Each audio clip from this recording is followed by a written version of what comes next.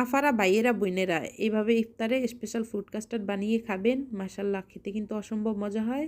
আসসালামু আলাইকুম এভরিওয়ান, সকলে কেমন আছেন? আমি আপনাদের দোয়া আল্লাহর রহমতে ভালো আছি। এখানে নিয়ে নিলাম আমি 1 লিটার দুধটা এখন জাল করে নিব। না, ভুল বলেছি, আমি এখানে 600 গ্রাম দুধ নিয়েছি। সাথে এখানে 1 টেবিল চামচ কাস্টার্ড পাউডার দিব। আপনারা চাইলে কিন্তু একটু বাড়িয়ে দিতে পারেন, তাহলে আরও বেশি ঘন হবে। আমি বেশি ঘন করতে চাচ্ছি না, এই জন্য শুধু আমি 1 টেবিল চামচই দিব। এখানে কাগজটা ছিঁড়ে নিলাম।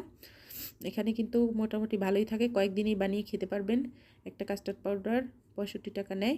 তারপরে এখানে আমি 1 টেবিল চামচ নিয়ে নিলাম। সাথে এখন দিয়ে দিব দুধ দিয়ে একটু মিক্স করে নিব। রমজান মাসে বেশি ভাজা পোড়া না খেয়ে এভাবে যদি একটু ফ্রুট কাস্টার্ড বানান, পাশাপাশি চিরা দই বানান, টক দই দিয়ে লাচ্ছি বানান, তাহলে কিন্তু আরও শরীরের জন্য হেলদি, আবার খেতেও কিন্তু খারাপ হয় না। তারপরে এখানে আমার গোলা হয়ে গেল এটা। এখন আমি দুধটা জাল করে নিচ্ছি। এখানে দিয়ে দিলাম আমি, এখানে আমার টোটাল 4 টেবিল চামচ হবে না, 3 টেবিল চামচ হতে পারে। তারপরে এটা দিয়ে আমি জাল দিয়ে, বেশিক্ষণ জাল দেওয়ার কোনো প্রয়োজন নাই। এখন সেই কাস্টার্ড গোলানোটা দিয়ে দিব, দিয়ে কিছুক্ষণ মিক্স করে নিব। বেশিক্ষণ কিন্তু মিক্স করতে যাবেন না, বেশি ঘন হয়ে যাবে। আর চাইলে একটু ঘনও করে নিতে পারেন অবশ্য। আমি ঠিক এই পর্যায়ে নামিয়ে নিব, আমার আর বেশি ঘন করার প্রয়োজন নেই। আর এটা নর্মাল ফ্রিজে রাখলে আর একটু ঘন হয়ে যাবে। আর যদি বেশি ঠান্ডা খেতে চান তাহলে একটু ডিপ ফ্রিজে রেখে নামিয়ে ফেলতে পারেন।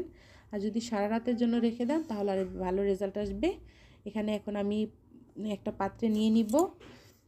দুধটা ঠান্ডা করে নিলাম, বেশি ঠান্ডারও প্রয়োজন নেই। 80% ঠান্ডা হয়ে আসছে, প্রায় ঠান্ডা হয়ে আসছে বলতে গেলে। আপনারা ঠান্ডা করে নিতে পারেন। আর ঠান্ডা করে তারপর আমি এখানে ফলগুলো দিয়ে দিলাম। এখানে আমি আঙ্গুর দিয়েছি, সেই সাথে দিয়েছি আপেল আর কিছু তরমুজ। চাইলে আরও ফ্রুটস অ্যাড করতে পারেন। আমার হাতের কাছে যে ফ্রুটসগুলো ছিল সেগুলোই দিয়ে দিলাম। তারপরে এখন আলতো হাতে মিক্স করে নিচ্ছি। মিক্স করে এভাবে আমি রেখে দিব ফ্রিজে কিছুক্ষণের জন্য। যেহেতু আমি ইফতারে এটা খাবো, আমি বেশিক্ষণের জন্য ফ্রিজে রাখবো না। আর আপনারা চাইলে সারা রাতের জন্য রেখে দিতে পারেন, তাহলে এটা আরও ঘন হবে আর খেতেও কিন্তু আইসক্রিমের মতো লাগে। আজকে এই পর্যন্ত বিদায় নিচ্ছি। আসসালামু আলাইকুম।